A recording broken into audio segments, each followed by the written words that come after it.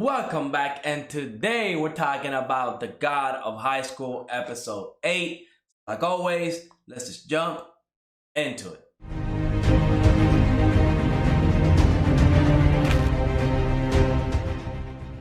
Episode 8 of The God of High School has to be my favorite episode so far. Ever since episode 1, I feel like The God of High School doesn't have enough story or a compelling enough story grab me, right? Yes, the fights are very cool, but at the end of the day, if I don't have something that would attach me to the characters and stuff like that, then I really don't care, right? Yeah, I love the fights, but as far as the story, I wasn't really feeling it. But I feel like this episode definitely changed it up, especially when it came to Jin Moris and everything he cares about and his goals. This episode definitely stepped up. I feel like his story and his connection to his grandfather enough to where I am very intrigued where the story is going to head now.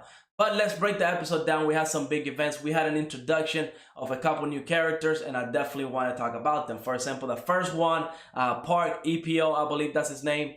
But he was fighting in this tournament today, and you can tell that dude is on a whole different league.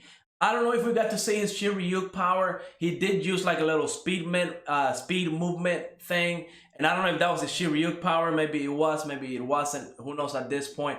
But that dude destroyed his opponent really easy. He was not even trying. On top of that, whenever he met Jin Moris, we got to see a little flashback regarding his story and how he met Jin Moris' grandfather. I believe his name is Jin Taijin. And we know that dude is OP, but he met his grandfather, and that whole scene was funny because one, we got to see Jin Moris kind of sleeping on the little, hanging thing, and his character looked funny as heck. It was really funny the way he was just sleeping. But the more important thing is we got to see just how nice Jin Moris' grandfather is, right? He went on a mission. He got the book of the martial arts style that Park Apio is using right now. It had secrets that his grandfather mastered, and he gave him that book so Park can actually learn the martial arts and become powerful. And out of that, that's why Park is using the symbol that Jin Taijin had on his back as a sign of respect.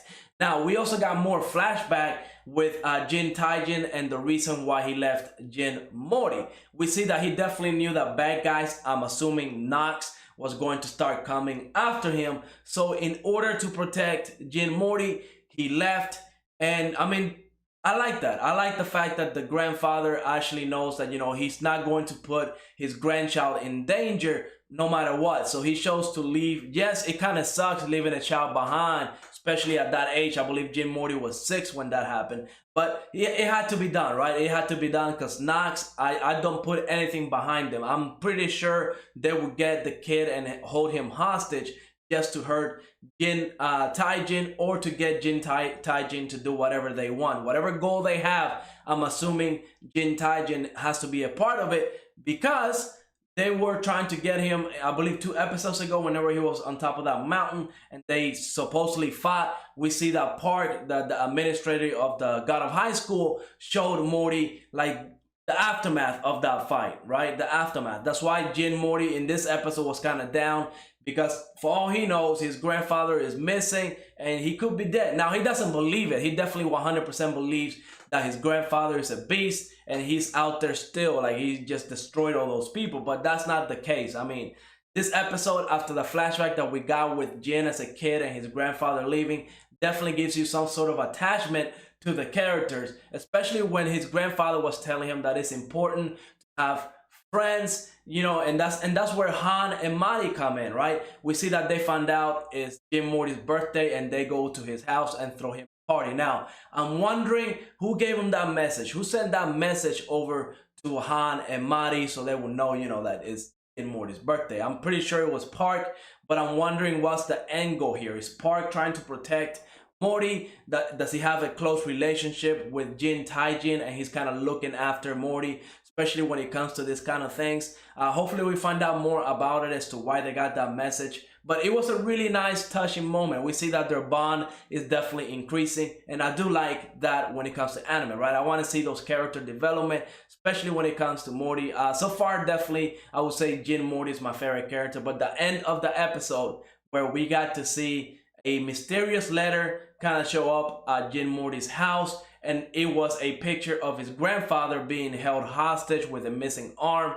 So I'm really excited for the next episode, because I don't know if Jin Moris is actually going to go and try to rescue his grandfather. But the bigger question I have is, why are they doing this, right? Let's say it was Knox. I'm guessing it was Knox that did this.